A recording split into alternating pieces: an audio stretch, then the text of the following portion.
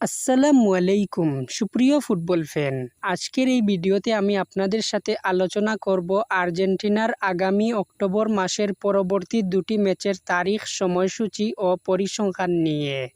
তার আগে বন্ধুরা, আপনাদের কাছে একটা ছোট্ট রিকোয়েস্ট, আপনারা যদি আমাদের চ্যানেলে নতুন হয়ে থাকেন তাহলে প্লিজ চ্যানেলটি সাবস্ক্রাইব করে পাশে থাকবেন এবং নোটিফিকেশন অন করে দিন পরবর্তী ফুটবল খেলা বিষয়ক নিত্য নতুন আপডেট খবর সবার আগে পেতে।